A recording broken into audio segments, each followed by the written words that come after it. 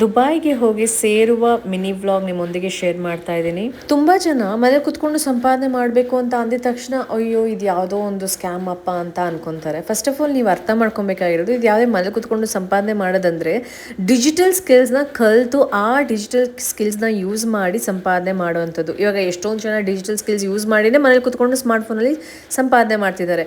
But ನೀವ್ಯಾಕೆ ಮಾಡ್ತಿಲ್ಲ? Because ನಿಮಗೆ ಗೊತ್ತಿಲ್ಲ ಅಷ್ಟೇ.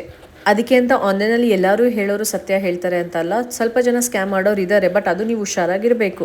ಪ್ರೊಫೈಲ್ ಎಲ್ಲ ಅಬ್ಸರ್ವ್ ಮಾಡಿ, ಅವರು ಜೆನ್ಯೂನಿಟಿನ ಅಬ್ಸರ್ವ್ ಮಾಡಿ, ಅದಾದಮೇಲೆ ಅವ್ರನ್ನ ನಂಬಿ ನೀವು ಅವ್ರ ಹತ್ರ ಫಸ್ಟು ಇನ್ಫಾರ್ಮೇಷನ್ ತಿಳ್ಕೊಂಡು ಅದಾದಮೇಲೆ ನೀವು ಆ್ಯಕ್ಷನ್ ತೊಗೊಳ್ಬೇಕಾಗುತ್ತೆ. ಅದೇ ಥರ ನನ್ನ ವಾಟ್ಸಪ್ ನಂಬರ್ ಡಿಸ್ಪ್ಲೇ ಮಾಡ್ತಿದ್ದೀನಲ್ಲ, ನೀವು ನನ್ನ ಹತ್ರ ಇನ್ಫಾರ್ಮೇಷನ್ ತಿಳ್ಕೊಂಡು ಅದು ಜೆನ್ಯೂನ್ ಅನ್ಸಿದ್ರೆ ಮಾತ್ರ ಆ್ಯಕ್ಷನ್ ತಗೊಳ್ಳಿ. ಆ ಡಿಜಿಟಲ್ ಸ್ಕಿಲ್ಸ್ ಕಲ್ತ್ಕೊಂಡಿದ್ದಕ್ಕೆ ನಾನು ಮನೇಲಿ ಕುತ್ಕೊಂಡು ಸಂಪಾದನೆಯನ್ನು ಮಾಡೋದಲ್ಲದೆ ಈ ಒಂದು ಕಂಪ್ನಿ ನನಗೆ ಈ ಸೆಕೆಂಡ್ ಇಂಟರ್ನ್ಯಾಷನಲ್ ಟ್ರಿಪ್ನ ಕಂಪ್ಲೀಟಾಗಿ ಸ್ಪಾನ್ಸರ್ ಮಾಡಿದೆ. ಆ್ಯಂಡ್ ನಾನು ಯಾವುದೇ ₹1 ಕೂಡ ಹಾಕಿಲ್ಲ.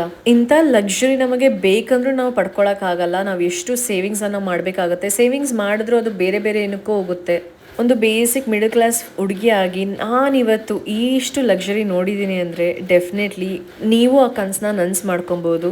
ಬಟ್ ಇದು ಯಾವುದೇ ಥರ ಒಂದೇ ದಿನದಲ್ಲಿ ನೀವು ಏನೋ ಸಂಪಾದನೆ ಮಾಡ್ಬೋದು, ಒಂದೇ ದಿನದಲ್ಲಿ ಸ್ಟಾರ್ಟ್ ಮಾಡ್ಬೋದು ಆ ಥರ ಅಲ್ಲ. ನೀವು ಶ್ರಮ ಹಾಕಿದ್ರೆ ಡೆಫಿನೆಟ್ಲಿ ನೀವು ಕಲ್ತ್ರೆ ನೀವು ಮಾಡ್ಬೋದು.